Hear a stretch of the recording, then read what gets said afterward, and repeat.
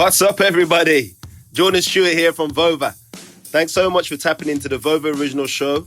Just a reminder that if you want to drop your opinions about the episode or respond to the host and guests with your voice, go and download the Vover app wherever you get your apps. Vover, voice over everything. Enjoyed the show.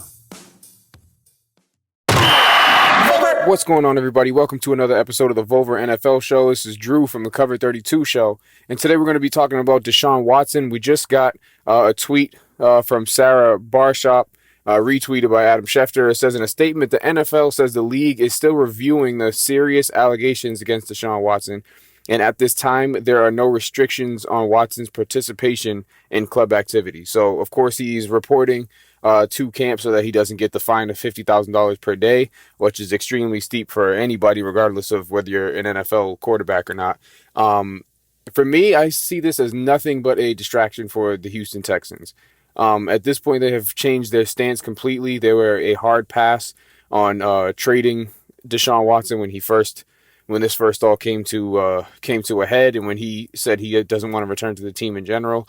Now, all of a sudden, the Texans have changed their stance and are willing to move on from DeShaun Watson. They're open to trade talks. I think there's a couple reasons for this. One, because they don't know what's going to come of these allegations, what's going to come of this, the legal ramifications behind this case that's going on.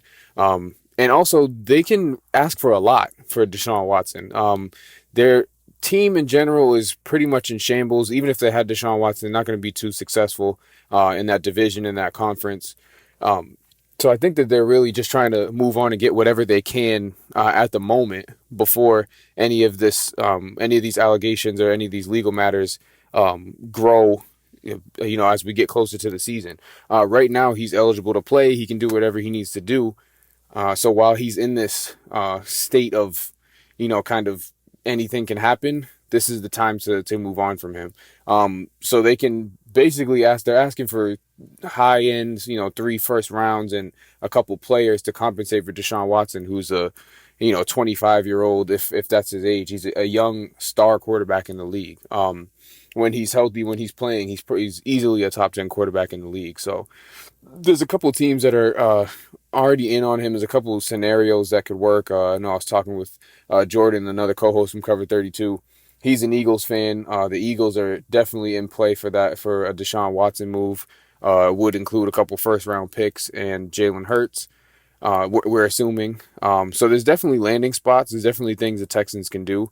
But I think he's just completely a distraction at this point. If he goes to the camp and shows up and then starts getting into the, doing actual drills and stuff like that and into the meetings, it really doesn't make much sense. He should just be showing up and then kind of sitting in a corner and being quiet, because if he still has no intention of playing for the Texans and they're, fielding offers for DeShaun Watson, there's not much of a point of him being there other than so that he doesn't get fined.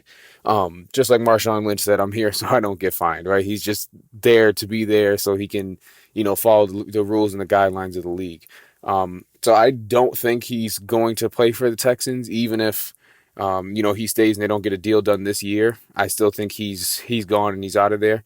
But hopefully this doesn't become much more of a distraction for the Texans in general. I think they're in tank mode right now. And looking at their situation, they either trade for him, get a whole bunch back, get a huge haul for DeShaun Watson, or he sits out, they can't complete a trade, and they wait, you end up tanking, and you go get Spencer Rattler, the quarterback from Oklahoma, who will be coming out next year out of college and should be the number 1 overall pick. If they are that bad, which it looks like they're going to be, they can go get him. They can go get a guy like Sam Howell, North Carolina quarterback.